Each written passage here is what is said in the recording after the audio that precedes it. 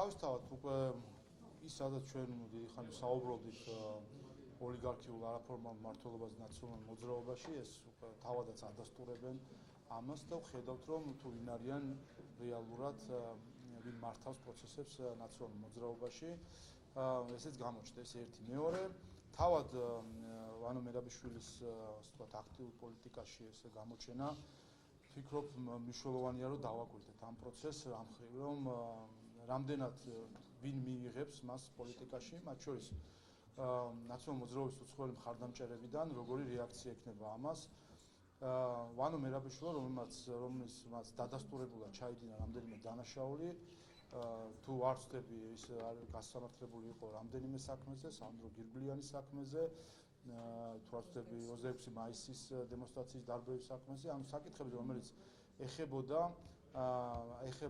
მართლმსაჯულებისთვის ხელის შეშლას და მოძალადეების მართლმსაჯულებისგან დახსნას რომელიც ეხება ავტორიტარულ რეჟიმის პირდაპირ შექმნას და დემონსტრაციის დარბევას ამ ეს ადამიანი ცდილობს ახლა თავი დაემკვიდროს კვლავ პოლიტიკაში. მან მართალია კანონის წინაშე სასჯელი მოიხადა, თუმცა დანაშაულს აქვს როგორც სამართლებრივი, ასევე მორალური განზომილება და რა თქმა უნდა ის დანაშაულები, რომელიც მან ჩაიდინა, მას არანაირად არ აძლევს მორალურ უფლებას, რომ იყოს აქტიურ პოლიტიკაში. ამიტომ ვფიქრობ, რომ ეხლა არის მნიშვნელოვანი და უნდა დავაკვირდეთ, რამდენად გაემიჯნებიან მათ ნაციონალურ მოძრაობის აქტიური მხარდამჭერები ქვეყნის შიგნით თუ ქვეყნის გარეთ და შევხედოთ რა მორალურ პრინციპებზე დგანან ის მხარდამჭერები, რომლებსაც ჩვენ ხშირად ვხედავთ ნაციონალურ მოძრაობის გვერდით გულისხმობ მათ უცხოელ ლობისტებს და მხარდამჭერებს. კიდევ ერთხელ, ერთი არის კანონის წინაშე ვალდებულების მოხდა და დიახ მან სასჯელი კანონის წინაშე მოიხადა, თუმცა ეს არ ათავისუფლებს მას იმ მორალური პასუხისმგებლობისგან, რომელიც მას აქვს იმ დაზარალებულების მიმართ, რომელიც სწორედ იმ რეჟიმის გამო იყვნენ დაზიანებული და როგორც ზოგადად სისტემა, ისე ადამიანი. გავაზუსტებ, თქვენი ოპონენტები ოპოზიციიდან ამბობენ, რომ დღეს ქართული ოცნება ცდილობს რომ მერაბიშვილი ბუის შექმნას, საფრთხობელი შექმნას, რომ აი ჩათვალეს, რომ სააკაშვილი აღარ არსებობს და ეხლა ვანო მერაბიშვილს მიაქვს კლუბი. ესეთი არის თქვენი ოპონენტების შეფასება და მეორე ნაწილი ოპოზიციის ამბობს, რომ ყველაზე მეტად ქართულ ოცნებას აწყობს ეხლა ვანო მერაბიშვილი ნაცმოძრაობის ლიდერად. თქვენი პასუხი. 2012 წელს ქართველი ხალხი საარჩევნო ყუთებთან აჯანყდა იმის გამო, რომ საქართველოში შექმნილი იყო პოლიციური რეჟიმი, რომელიც იყო დაფუძნებული ადამიანის ჩაგვრაზე. ამ რეჟიმის მთავარი შემოქმედი რომ ვანო მერაბიშვილია, ამას წინ მიხეილ სააკაშვილმაც კი ისაუბრა, თუ სწორად მახსოვს და თავად ნაციონალურ მოძრაობის შიგნით ამაზე საუბრობენ. ადამიანის ჩაგვრაზე დაფუძნებული რეჟიმის სისტემის ერთ-ერთი არქიტექტორი სწორედ ახლავთ ვანო მერაბიშვილი და ამას რაიმე დამატებითი ასე ვთქვათ დრამატიზება ამ ფაქტს არ ჭირდება, იმდენად დრამატულია თავად ის ფაქტი, რომ ადამიანი, რომელმაც 21 საუკუნეში შექმნა ადამიანის ჩაგვრის სისტემა, რომელიც იწყებოდა ადამიანის მორალური ტერორიდან და თვალთვალიდან და სრულდებოდა სასჯელი ახსულების დაწესებულებაში ადამიანის წამებით, აი ამ სისტემის ამწყობი ადამიანი დღეს ცდილობს რომ ფეხი მოიკიდოს პოლიტიკაში და კიდევ ერთხელ უნდა ჩვენ უნდა აუცილებლად დავაკვირდეთ და შესაბამისად შევაფასოთ ყველა ადამიანი ვინც მას პოლიტიკურად ჩამოართმევს ხელს.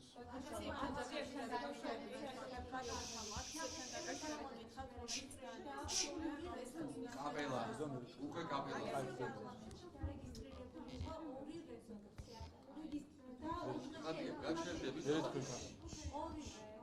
ეხება მიხეილ სააკაშვილის ჯანმრთელობის მდგომარეობას. ერთ-ერთი რეზოლუციის ტექსტში პირდაპირ წერია, რომ სააკაშვილის ჯანმრთელობის გამძიმება უკავშირდება ივანიშვილის გადაწყვეტილებას, ის არის ივანიშვილის პატიმარი და ვენდეტას ახორციელებს ივანიშვილის სააკაშვილის წინააღმდეგ.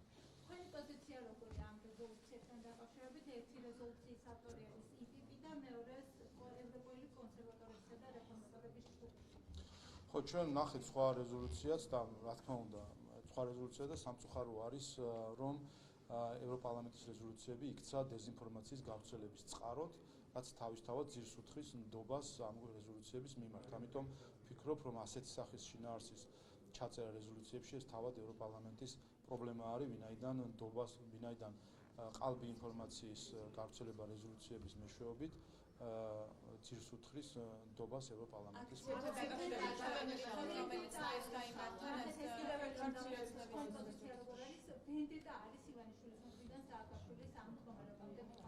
კანონის უზენაესობა, ანუ რომ დანაშაულს უნდა მოსდევდეს სასჯელი, ეს არის ცივილიზებული სამყაროს ნორმა და თუ კი ვინმე ცდილობს წარმოაჩინოს ეს ნორმა ვენდეტად, მას გაგება არ აქვს საერთოდ რას ნიშნავს კანონის უზენაესობა. ოფისთანაც გაიმართა და დაანონსებული აქციები ნაციონალური მოძრაობის ისინი ითხოვენ სააკაშვილის გადაყვანას ისევ. აი ეს აქციები რა შეცვლეს თუ შეგიძლიათ ამის თქმა, რომელიც მიმდინარეობს სხვა უწყებებთან და აი რა მომავალია ამ აქციებს შეფასებები. ჩვენ რასაც ხედავთ, ეს არის ტალღა, ბოლო 2 თვეა განსაკუთრებით, ვიცით მათ შორის რა ღირს ეს ტალღა, $1 მილიონზე მეტი არის დახარჯული იმაზე, რომ მოახდინონ ზეწოლა ქართულ მართლმსაჯულებას. სხვადასხვა გზებით, ხან პრეზიდენტზე არის ზეწოლა, ხან პარლამენტზე, ხან მთავრობაზე, ხან მინისტრებზე, ხან ასე შემდეგ. ანუ მთავარი არსი არის, რომ არის ჯგუფი, არის თანხა, რომელიც დგას ამ ყველაფრის უკან, იმისთვის რომ ააცილონ პასუხისმგებლობა მიხეილ სააკაშვილს. ეს არის ჩვეულებრივი ცდილობა, რომ ჩაერიონ მართლმსაჯულებაში. თავისთავად მართლმსაჯულებამ და ზოგადად ყველამ ჩვენ ამ ზეწოლას უნდა გაუძლოთ. ეს თუ გვინდა რომ ჩვენ ვიყოთ სამართლებრივი სახელმწიფო და ჩვენთან იყოს კანონის უზენაესობა, სწორედ ეს არის გამოცდა დღეს ქართული საქართველოს სახელმწიფოსი, როგორც სამართლებრივი სახელმწიფოსი, გაუძლოთ ამ ზეწოლას და ამას ხედავთ რომ საერთო ჯამში შედეგი არ აქვს, ხედავთ რომ ვერ გაცდა ამ დახარჯული ფულით ერთ-ერთი რაც შეძლეს არის რომ დაკვეთილი სტატიები და სიუჟეტები კეთდება ქვეყნის შიგნით თუ ქვეყნის გარეთ და 20 ადამიანი იკრიფება სხვადასხვა ლოკაციაზე. მნიშვნელოვანია ასევე კიდე ხაზი გაესმას, რომ მნიშვნელოვანია ყველა გაემიჯნოს ამ პარტიას, რომელიც არის ევროპული სახალხო პარტიის ოჯახის წევრი და რომელიც ბოლო პერიოდი დაკავებული არის ადამიანების დაშინებაზე, ვხედავთ რომ ოჯახებში უვარდებიან და ეს არის აბსოლუტურად მიუღებელი, რა თქმა უნდა, როგორც პოლიტიკური ქცევა და მე ვწუხარ რომ დღემდე ევროპული სახალხო პარტია მისი ჯგუფის წევრი პარტიის ამ არადემოკრატიულ და ადამიანის დათქმაზე მიმართულ ქცევას არ გამოეხმაურა. ეს იგივე ქცევაა, რაც ამ პარტიას ჰქონდა ხელისუფლებაში ყოფნის დროს. ახლაც იგივეს იმეორებენ, ერთ-ერთი რაც განასხვავებს მათ არის რომ მათ არ აქვს ძალაუფლების ბერკეტები და არ აქვს ხალხის მხარდაჭერა. აი 20 ადამიანი სხვადასხვა ადგილას ლოკაციაზე იკრიბება და ერთ-ერთი რაც შეუძლიათ არის რომ 20 ადამიანის მიერ გამოწვეული ხმაური რამენაირად დააფიქსირონ მედიაში. აი დღეს მაგალითად პარტიის წევრები კიდევ ერთი მცირეწლოვანი აქცია იყო ქართულ ოცნებასთან, ამბობდნენ რომ როცა საჭიროება იქნება უფრო მეტი ხალხის გამოყვანა შეუძლებს, აი რა რესურსი აქვს მათ ლოკალში. ეხლა ამდენი ადამიანი გჭირდება და შემდეგ შეიძლება მეტიც გამოყვანოთ. შეუძლებელია ქართველი ხალხი დადგეს იმ ჯგუფის გვერდით, რომელიც ითხოვს რომ დამნაშავე გათავისუფლდეს სასჯელი ასრულების დაწესებულებიდან. იმ ჯგუფის გვერდზე, რომელმაც შექმნა ადამიანის ჩაგვრის სისტემა და რეჟიმი, და ოდესაც ადამიანის ჩაგვრის სისტემის და რეჟიმის ერთ-ერთი შემოქმედი ახლა იხდის სასჯელს, მის გათავისუფლების მოთხოვნაზე გვერდში დაუდგეს ქართველი ხალხი. ეს რო შეუძლებელია და ეს რო არ მოხდება, იმითაც ამას ვიდასტურებს უკვე გამოცდილებაც, წელზე მეტია, რაც მიხეილ სააკაშვილი იმყოფება ციხეში, უბრალოდ ციხეშიც არ არის, იმყოფება საავადმყოფოში და იქ იხდის სასჯელს და ჩვენ ვხედავთ, რომ ხალხის მხარდაჭერა ამ საკითხს არ აქვს. ერთ-ერთი რაც არის კვლავ ყალბი ინფორმაციის გავრცელება და ამითი რაღაც ვთქვათ შეშფოთებების გენერირება. სხვა დანარჩენი მხარდაჭერა ამ საკითხს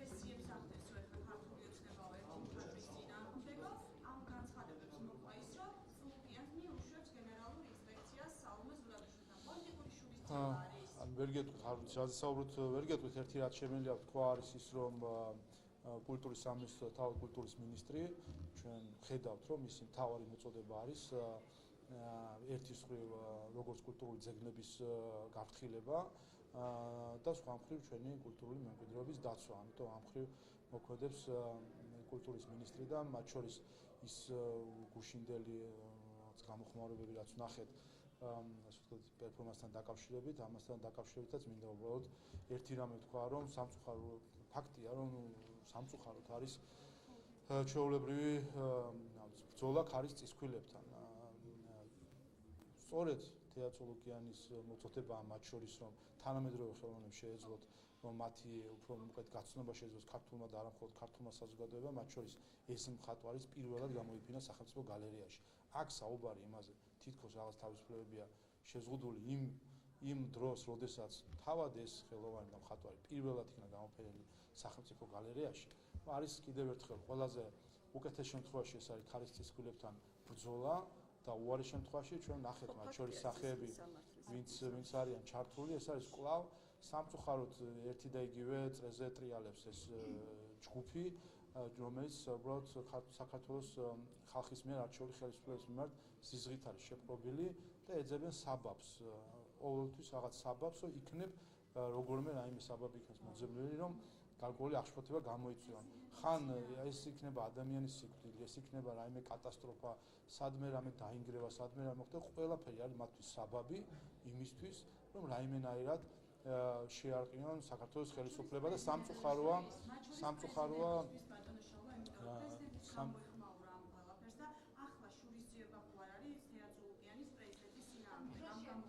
კიდევ ერთხელ რაც შეეხება ამ ასე ვთქვათ გარკვეულ ასე ვთქვათ რაღაც ხელოვნურ აღშფოთებას მოკლედ ესე ვიტყოდი გარკვეული ჯგუფების მხრიდან ეს არის უკეთეს შემთხვევაში ქარის წისქვილებთან ბრძოლა, უარეს შემთხვევაში ეს არის იმ ჯგუფის აქტიურობა, რომელიც ეძებს ნებისმიერ საბაბს და მათთვის ყველა საბაბი კარგია, ოღონდ რაღაცას და რაღაცნაირად მოეჭიდონ, რომ იქნებ მოძებნო ნიადაგი რაღაც მღელვარებისთვის და ხედავთ საბოლოო ჯამში, რომ თავად ეს ჯგუფი გულისხმობ პოლიტიკოსებს და მათ გარშემო მყოფ რაღაც გარკვეულად Facebook bubbles თავად ეს ჯგუფი იმდენად მოახდინა საკუთარი თავის დისკრედიტირება საქართველოს მოსახლეობის თვალში, რომ მნიშვნელოვან საკითხებზეც კი რომ ისაუბრონ, უკვე რეაქციას ვერ იღებენ და ერთ-ერთი შევა იქნება, რომ თავად შეეშვან ასეთ საკითხებს. კითხვა არ გადაიჭრა აგძრეს სისხლის ამაღლების ხურდობის მუხლით.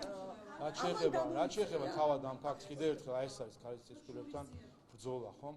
რაც შეეხება თავად ამ ფაქტს, რომ ნახეთ ახლა იქ რაც მოხდა, შეფასდება ეს პერფორმანსად თუ სხვა სახით არის ფორმალური პროცედურები, რომელიც აუცილებელია.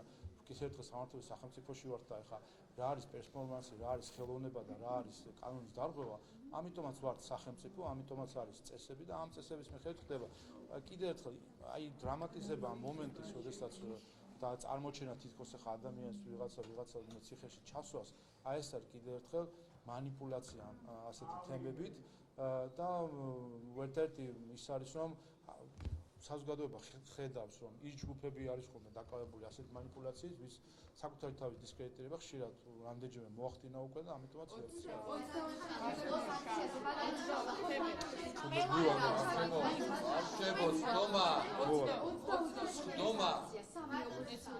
პარტია დროა გიჩმეთი თავისუფლება სტრატეგია აღმაშენებელი ასევე ასევე უერთდება უკრაინელი მოქალაქეები მოწოდება მთავარი არის სოლიდარობა უკრაინის მიმართ და ამბობენ რომ პოლიტიკური კონტექსტისგან იქნება დაძლილი ამის მოუწოდება რამდენად გახდა ზოგადად მათი ეს ვთქვათ გეგმები რომ შეაქციონ ამ ჯგუფებს მათ შორის ამ პოლიტიკურ ჯგუფებს აბსოლუტურად არ აინტერესებთ არც უკრაინელი ხალხი არც საქართველოს და არც ქართველი ხალხი ერთ-ერთი რაც მათ აინტერესებთ ეს არის ძალაუფლება და კიდევ ერთხელ ეს არის ცდილობა რაღაც ასე ვთქვათ საბაბების და ბერკეტების მოძებნა რომ რაიმენაირად შეარყიონ სიტუაცია საქართველოში.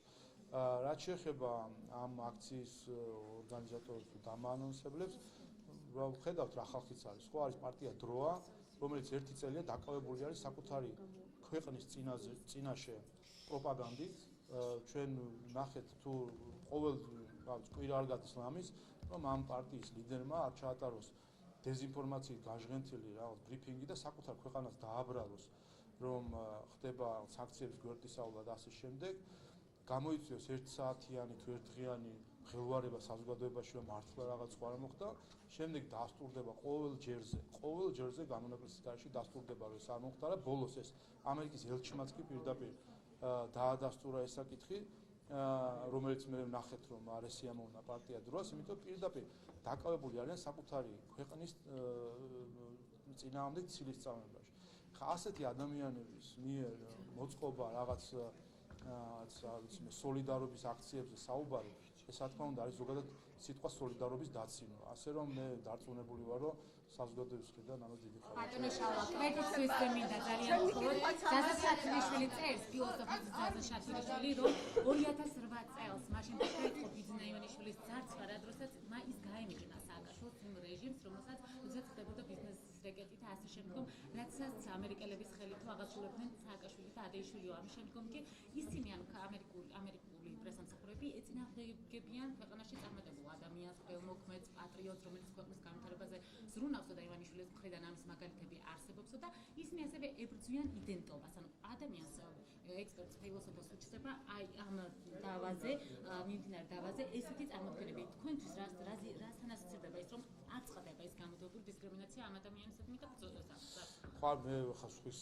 ანალიზის ასე თქვა ცალკე ანალიზს ვერ მოვახდენ, ერთ-ერთი რაც შეიძლება ზოგადად ამ საქმის გარშემო ითქვას და არაერთხელ გითქვამს, რა თქმა უნდა ეს გარკვეულად გასაკვირია, ყველაზე მარტივი ტერმინი რო ვთქვათ და შემდეგ იზრდება და მიდის აღშფოთებამდე, როდესაც ჩანს, რომ დღის მზისით ხდება ყველა სახის რეგულაციის დარღვევით ადამიანის წინააღმდეგ ასე ვთქვათ მოქმედებს სისტემა, რომელიც ნახეთ, რომ ერთმა სასამართლომ ასე ვთქვათ გაამტყუნა, მეორე სასამართლომ გაამტყუნა, რაღაც პროცესები მიდის კვლავ, მაგრამ ამისდა მიუხედავად, რომ ასე ვთქვათ ასე დაჟინებით ხდება ადამიანის წინააღმდეგ ბრძოლა სისტემის მხრიდან, არის რა თქმა უნდა მინიმუმ გასაკვირი და ნუ გარკვეული ანალიზის და დასკვნების გაკეთება შესაძლებელი არის, თუმცა მე ასე შორს ვერ წავიდოდი რომ თქვა რასთან გვსაუბარი, მაგრამ გარკვეული ასე ვთქვათ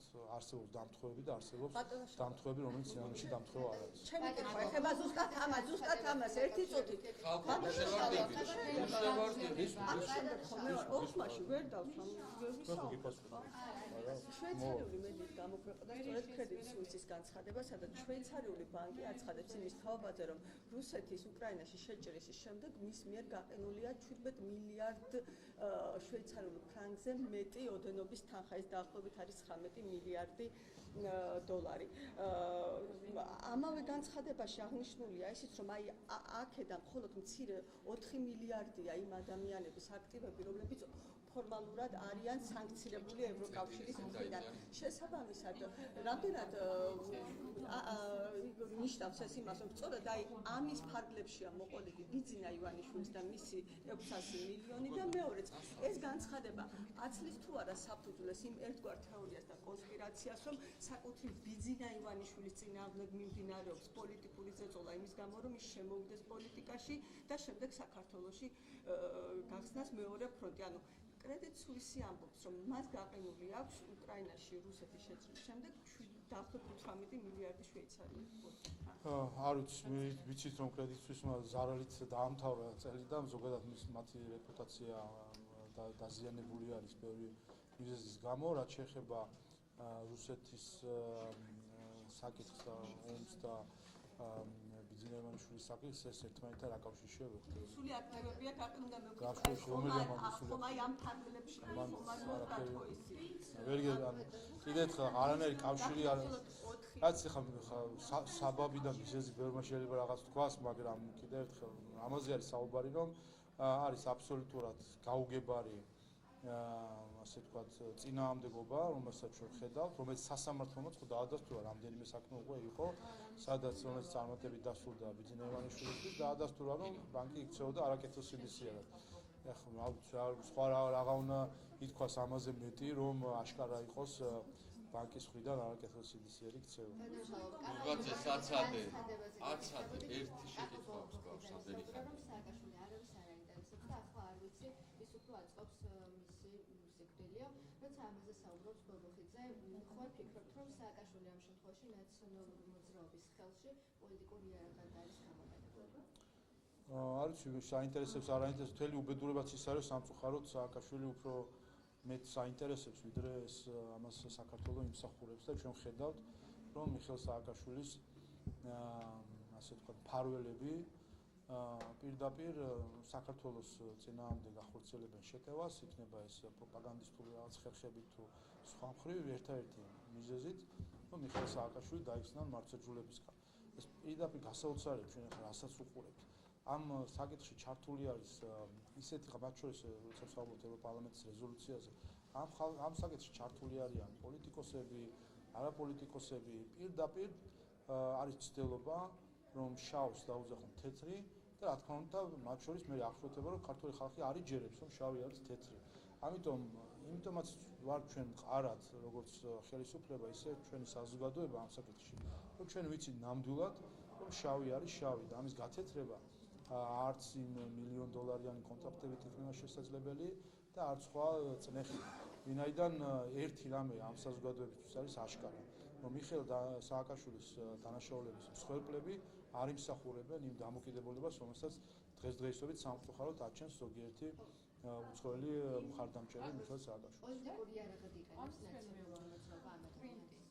ხა ვინ რას როგორ იყენებს, ხა რთულია თქვა, გასაგებია ნაციონალური მოძრაობის ზოგადად ნაციონალური მოძრაობის დილემა ყოველთვის იყო, რომ მისი ამორჩეველი სინამდვილეში არის მიხეილ სააკაშვილის ამორჩეველი.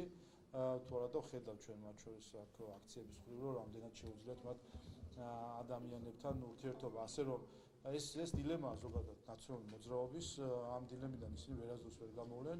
ერთადერთი გამოსავალი არის, რომ რაიმენაირად ასე ვთქვათ, თავად გაიბიჯნონ და გავიდნენ აპარატი. ერთი დაზუსტებად სასჯელისგან გათავისუფლება ახსენეთ. სპეკულაციები ხდება ზოგადად სააკაშვილის მდგომარეობით, იმისთვის რომ სასჯელისგან გათავისუფლდეს, ჩვენ რაღაც კადრები ვნახეთ ბოლო დღეს. თავისთავად ჩვენ სასამართლომ იმსჯელა ამ საკითხზე და დაადგინა, რომ არანაირი საფუძველი სასჯელის გადავადების არ არსებობს. ეს იყო ერთ-ერთი ყველაზე გამჭვირვალე და ლამის სახალხო პროცესი, რომელსაც პირდაპირ ეთერში უყურებდა ჩვენი საზოგადოება, ლამის ყველა მტკიცებულება ასე ვთქვათ, გასაჯაროვდა, ხალხმა მოისმინა და იმსჯელა სასამართლომ ამაზე, სასამართლომ ღია სასამართლო პროცესის შედეგად დაადგინა, რომ ამის საფუძველი არ არსებობს. ამით ეს საკითხი, რა თქმა უნდა, პასუხგაცემული არის უკვე, რომ არ არსებობს არანაირი საფუძველი გადავადების, არ არსებობს არანაირი რომ და რაც თავარია არსებობს ბევრი საფუძველი ვთქვათ, რომ დანაშაულს უნდა მოხდეს სასჯელი და ეს სასჯელი უნდა მოხდეს. ბატონშავა, დღეს ბიუროს წარადგინება კანონპროექტი, რომელიც გულისხმობს საზოგადოებრივი სარგებლობისთვის განკუთვნილი ობიექტების განადგურება დაზიანებებზე ჯარიმის დაწესებას, კონკრეტული ჯარიმის შემდის ავტორები ამ მიგრაციის წევრები, რომ გახშირებული არის ვანდალიზმის ფაქტები, რამდენად მნიშვნელოვანია ეს კანონპროექტი და მეორე მხრივ თვითონ ჯარიმები უზრუნველყოფდა, რომ პრევენცია მოხდეს, ან უფრო მეტად საზოგადოების ცნობების აღება ხარ მოხდეს, რომ რაღაცა კეთდება, თორემ დაზიანდეს, თორემ გაფუჭდეს. ჩვენ ხედავთ ხოლმე მათ შორის მედიის მხრიდან გადაიცემა, რომ ერთის მხრივ მიმდინარეობს მნიშვნელოვანი ინფრასტრუქტურული სამუშაოები, ეწყობა სივრცეები მოქალაქეებისთვის, დასვენების სივრცეები და სხვა და ხდება სამწუხაროდ მისი დაზიანება და თავისთავად ეს კულტურის ნაწილი უნდა იყოს, რომ არ უნდა ხდებოდეს ქონების დაზიანება, მაგრამ სწორედ ამიტომაც არსებობს კანონმდებლობა და კანონი, როდესაც ეს თავისით არ რეგულირდება, რეგულაციამ გარკვეული სანქციების ასე ვთქვათ, დაწესებით შეძლოს უზრუნველყოფა, რომ არ მოხდეს ვანდალიზმი. კიდევ ერთხელ, ამ ნაგებობებში იქნება თუ სხვა ასეთ ინფრასტრუქტურაში დახარჯულია ჩვენი საქართველოს მოქალაქეების გადასახადისგან მიღებული თანხა და ეს თანხა, რა თქმა უნდა, მნიშვნელოვანია, რომ ამას ჩვენ მოუფრთხილდეთ ამ თანხით მოწყობილ სივრცეებს და ამიტომ თუ კი სხვა მოქალაქე ასე ვთქვათ, ვანდალიზმის სახით აზიანებს ამ ქონებას, შენობის აღდგენას კვლავ ჭირდება ბიუჯეტის თანხები, მნიშვნელოვანია, რომ ამ მოქალაქეებმა იგრძნონ პასუხისმგებლობა, ასე ვფიქრობ, რომ სწორი ინიციატივა. ბატონშავა, წევენ ახსენეთ, რომ ევროპარლამენტი არის ვისაუბრა დეзинფორმაციის წყაროდ. აი, ოპოზიცია ხშირად გააკრიტიკებთ ხოლმე მსგავსი განცხადებების გამო და ამბობს ხოლმე, რომ აი მართლიოცნება თავს ესმის პარტნიორებს. თქვენ როგორ ფიქრობთ? აი იმ გზაზე, როდესაც ჩვენ მივდივართ კანდიდატის სტატუსისკენ, მსგავსი განცხადებები რამდენად წააგდება იმ კანდიდატის სტატუსის მიღებას და ასევე მაინტერესებს, თუ კი ფიქრობთ, რომ დეзинფორმაციული რეზოლუციები მიიღება იქ და ასე შემდეგ, თქვენ რას საკეთებთ თავად იმისთვის, რომ მიაწოდოთ ინფორმაცია, რომელიც თქვენი გადმოსახედიდან არის სწორი, ვისთან პარტნიორობთ ევროპარლამენტში და არიან პარტიები, იმიტომ რომ ოპოზიცია იმაზეც მითითებს, რომ ქართულმა ოცნებამ ფაქტურად პარტნიორების ნდობა დაკარგაო, ვისთან გახდა ყველაზე უფრო პარტნიორი ურთიერთობა. პირველი ამ საკითხის ბრძოლების დროს არ უნდა გადავიტანოთ საკითხი იმაზე, ვინ რას ამბობს არ ვარ. თავარ საკითხს უნდა შევხედოთ. არის თუ არა, იყო თუ არა ეს ჩანაწერები წინა რეზოლუციაში ტყუილი თუ არა. ჩანაწერი იმის შესახებ, რომ საქართველოს თავის პოლიტიკას უკრაინის მიმართ დამოკიდებული არის კრემლთან კავშირებზე და ეს განსაზღვრავს. ეს ხო ტყუილია. რა ვთქვათ, ტყუილზე არ ვთქვათ ტყუილი? სწორედ ის ხალხი, რომელიც ერთი ან ფიქრობს მაშინ რომ ასე არის, ვინმე ჩვენ თუ არის ვინმე ქართველი, ვინც ასე ფიქრობს, ეს ერთი უბედურებაა. ან შეიძლება ფიქრობდეს, რომ კი მართალია ეს ტყუილია, მაგრამ ვინაიდან ეს არის ევროპარლამენტის რეზოლუცია, ჩვენ უნდა გავჩერდეთ, გავჩუმდეთ, იმიტომ რომ ის დიდი ორგანიზაციაა და ჩვენ პატარა ორგანიზაცია ვართ, პატარა ქვეყანა ვართ. ასეთი დამოკიდებულება არის უპატუცემულობა უკვე სკოლის საკუთარი ქვეყნისა, როდესაც თუ კი ის ხალხი ფიქრობენ, რომ არის ტყუილი, რაც წერია შიგნით და მიუხედავად იმისა, რომ ტყუილი არის, თავს იკავებს, რომ ტყუილს ტყუილი დაუძახოს. თავად კომუნიკაცია გავხდება. თავისთავად, რა თქმა უნდა. ამბობენ, როდესაც თქვენ უსაბუთებთ, რომ ეს ყველაფერი არის. დასასრულისკენ მოწმობთ. რა თქმა უნდა, ყველას აქვს ყველა საჭირო ინფორმაცია. ყველა საკითხთან დაკავშირებით, შემდეგ ამიდან გამომდინარე იღებენ გადაწყვეტილებას. ამიტომ რა თქმა უნდა, როდესაც ერთის ხრივ თუ კი აქვს ეს ინფორმაცია და მიუხედავად ამისა ასეთ ტიპის რეზოლუციების ინიციირება ხდება, უკვე რა თქმა უნდა, კითხვის ნიშნის ხდება კეთილსინდისერება ასეთი ევროპარლამენტის ასოციაციას. ნიშად კადრები გავცელდა. ინტერესი მარტივი არის, ეს არის ჩვენ ვიცით ევროპარლამენტში. ანუ არიან ადამიანები ევროპულ პოლიტიკაში, რომელიც დღეს რომ კითხოთ, ისინი გეტყვიან, რომ მიხეილ სააკაშვილი იყო, არის და იქნება დემოკრატიის შუქურა, მიხეილ სააკაშვილმა საქართველოში შექმნა დემოკრატიული სისტემა, ამას იტყვიან დღესაც ეს ადამიანები და ახლა აქ როგორ რა ვქნათ, ახლა ეს არის უბრალოდ გარკვეული რწმენის დონე, რომელსაც ფაქტებით ვეღარაფერს ვეღარ უზავ, იმიტომ რომ ის ადამიანებს აქვთ უბრალოდ წმენეთი დამოკიდებულება მიხეილ სააკაშვილის მიმართ. ბატონო შალო, მაშინდელი კადრები გავრცელებული აღსრულებს თუ არა იმას, რომ სპეკულაცია მიმდინარეობს მისი ჯანმრთელობის მდგომარეობით, როდესაც იმედზე ვრცელდება კადრები, რომ ის ეწევა, განგრძობითად და კარგად არის და უბრალოდ სულ არხებზე გადის სხვაგვარად და სულ გამუდმებით მიმდინარეობს გადაყვანა. რაც კადრებით ზოგადად რთული არის იმჟელოთ, ხო, რა თქმა უნდა, უბრალოდ კადრებითაც რთული არის იმჟელო ადამიანის ჯანმრთელობაზე, მით უმეტეს მისი ვთქვათ რაღაც სამედიცინო მონაცემებითაც ჩვენ ვერ მივჯერებთ ადამიანებს, ვისაც არ გვაქვს სამედიცინო განათლება, მის ჯანმრთელობაზე. სწორედ ამიტომაც იყო სასამართლო პროცესი, სადაც ექსპერტებმა იმჯერეს ამ საკითხზე და სასამართლომ დაადგინა, რომ მისი მდგომარეობა არ არის ისეთი, რომელიც იმსახურებს სასჯელის გადავადებას. ეს ერთი, მეორე, ჩვენ არაერთხელ მოვისმინეთ კლინიკისგან, რომ სააკაშვილი არ თანამშრომლობს ექიმებთან. ექიმების ინტერესი და სააკაშვილის და მისი მეგობრების ინტერესი ერთმანეთს არ ემთხვევა. ექიმებს უნდათ რომ ის იყოს ჯანმრთელი და ძლიერი, იმისთვის რომ მან მოიხადოს ბოლომდე თავის სასჯელი. სააკაშვილს და მის მეგობრებს უნდათ რომ ის იყოს რაც შეიძლება სუსტი, რომ რამენერად იქნება გაჩერებული. ბავშვებო, всё, და ბოლო კითხვა 40 წუთია. თან ჩუბობ ერთმანეთს. ყველას მოგისმენთ და ერთად გიპასუხოთ. ყველას მოგისმენთ და ერთად გიპასუხოთ. ეს არის სანდრო გერგულიანის დაბადების დღე. ამ კონტექსტში უნდა გითხოთ, ვიცით რომ ქართულ პოლიტიკაში რეინკარნაცია ხდება იმ ადამიანების, ვინც სანდრო გერგულიანის საქმის მთავარი ბრალდებული არის. როგორ ფიქრობ? ჩუბადა ხარ? კი ბატონო. თქვენც მითხარით და ერთად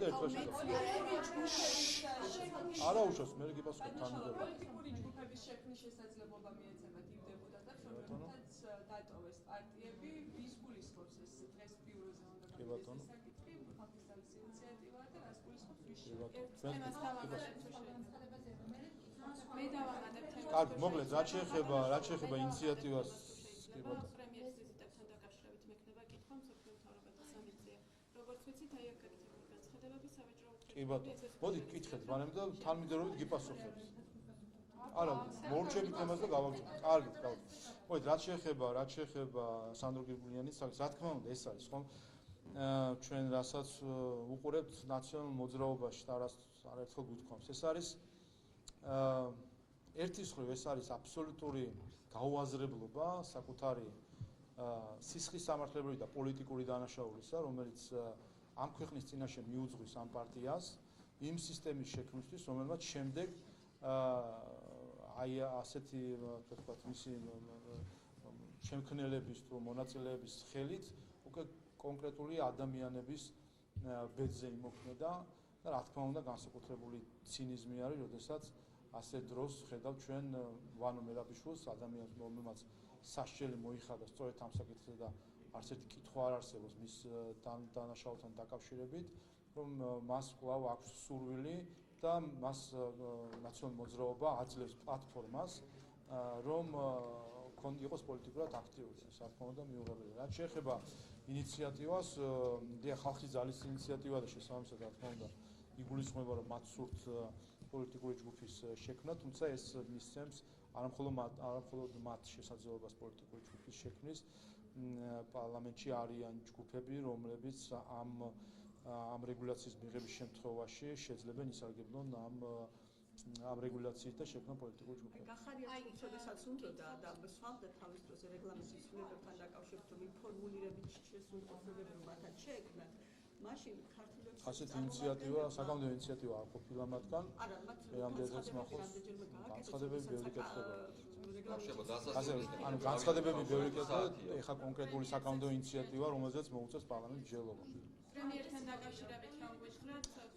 თავისთავად მნიშვნელოვანი ვიზიტები არის იმისთვის, რომ საქართველოს საკუთარი როლი გაიმყაროს, როგორც დამაკავშირებელმა სხვადასხვა რეგიონის. ჩვენ ხედავთ ბოლო პერიოდში, რომ ეს როლი სულ უფრო მეტად იზრდება და იზრდება, მათ შორის იმ შავი ზღვაში კაბელით, რომელიც დააკავშირებს ჩვენს რეგიონს და ევროპასთან, ევროკავშირთან და ასევე საქართველოს როლი ცენტრალურ აზიასთან დაკავშირებით კუთხით და მთლიანად ამ რეგიონში, როგორც ეგრეთ წოდებული ჰაბი, ანუ დამაკავშირებელი, ეს როლი უკვე ყველასთვის ნათელი არის და ახლა მნიშვნელოვანი არის ამ როლის შევსება შინაარსით, რაც შეიძლება ბევრი შინაარსით, იმიტომ რომ სწორედ ამაში მდგომარეობს საქართველოს გეოპოლიტიკური მნიშვნელობის გაძლიერება, რაც საბოლოო ჯამში ძლიერ სახელმწიფოს ნიშნავს. აცადე ნათიას სპეციალისტად მოსვლა ყოველწლიური ანგარიშის პარლამენტში.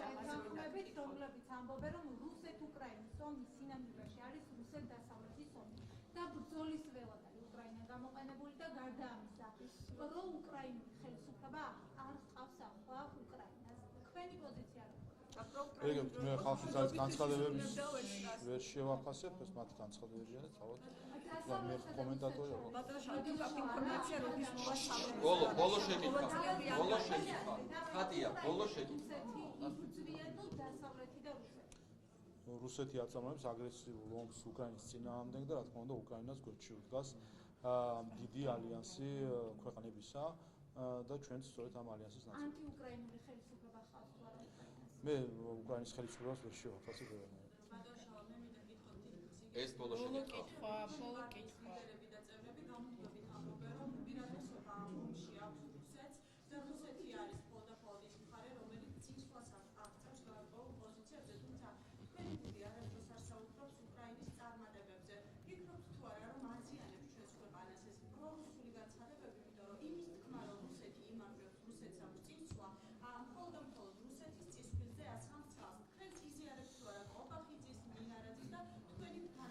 ესეც სწორედ იმ სფეროდან არის, როდესაც არის მცდელობა გარკვეული თემებით манипуლირების და ყალბი ნარატივის დამკვიდრების, შეეხება ომთან დაკავშირებულ განცხადებებს, რომ რუსეთი იგებს თუ არ იგებს ამ ომს, არც ერთ და არასდროს არც ერთ წარმომადგენელს ხელისუფლების ეს არ უთქვამს. ჩვენ როცა საუბრობთ და რასაც საუბრობთ მთელი სამყარო არის, რომ რა თქმა უნდა ვაკვირდებით ყოველდღიურად როგორი არის მდგომარეობა ფრონტის ხაზზე, ასე ვთქვათ, ვინაიდან ამას აქვს პირდაპირი და უშუალო გავლენა ჩვენს უსაფრთხოებაზე. აქ რა თქმა უნდა ეს მნიშვნელოვანი არის, აქ ამაზე რო არ ფიქრობდეს და არ მჯელობდეს ხელისუფლება, ეს იქნებოდა გასაკვირი, მნიშვნელოვანი არის, ერთი რომ უკრაინას ჩვენ მხარს უჭერთ უკრაინის სუვერენიტეტს და ტერიტორიულ მთლიანობას და ეს არის ჩვენ რასაც უჭერთ მხარს და ჩვენი სურვილი რაც არის, ეს ერთი და მეორე მნიშვნელოვანი არის რომ რაც შეეხება სამხედრო მხრივ მდგომარეობას, ასე ვთქვათ, ყოველდღიურს ბრძოლის დროს ეს მნიშვნელოვანია ამას დავაკვირდეთ ანალიზი ქონდეს, ვინაიდან ამას აქვს უშუალო გავლენა ჩვენს უსაფრთხოებაზე. ამიტომ თავისთავად იქნება ეს წინსვლა თუ არ იქნება წინსვლა, ამას ვაკვირდებით ჩვენ სწორედ ამ პერსპექტივით. ჩვენთვის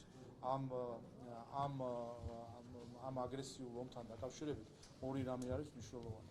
ერთი ეს არის სოლიდარობა უკრაინასთან და მისი ტერიტორიული მთლიანობის და სუვერენიტეტის მხარდაჭერა და მეორე არანაკლებ და ასევე მნიშვნელოვანი საკითხია უპირველესად მნიშვნელოვანი საკითხია ეს არის ჩვენი ქვეყნის უსაფრთხოება. ჩვენი ქვეყნის უსაფრთხოება რომ არის მნიშვნელოვანი, სწორედ ამიტომაც იღებს საქართველოს ხელისუფლება იმ გადაწყვეტილებებს, რომელსაც იღებს და სწორედ ამიტომაც არის რომ ჩვენ ბოლო ამ ერთი წლის განმავლობაში რაც მიმდინარეობს ომი, საქართველოს უსაფრთხოების მხრივ საქართველოს არ ქონია რაიმე დამატებითი გამოწვევა და ნახეთ ჩვენ ეს ერთი წელი საქართველოს როგორც უსაფრთხოების მხრივ, ისე ეკონომიკური მხრივ გავლო მშვიდად და ამავე დროს ისე რომ ნატოს უსაფრთხოების ქოლგის გარეშე და ევროკავშირის ეკონომიკური სოლიდარობის ქოლგის გარეშე ვიყავით ისევე სოლიდარული უკრაინასთან, როგორც არიან ის ქვეყნები, რომლებიც დაცული არიან ნატოს სამხედრო ინფრასტრუქტურით და დაცული არიან ევროკავშირის ეკონომიკური მხარდაჭერით. ჩვენ ამ ყველაფრის გარეშე, ისე რომ ვართ მარტო, აი ამის გარეშე მხარს უჭერთ და სოლიდარობას მადლობა. როდის მოვა სალომე ზურაბიშვილი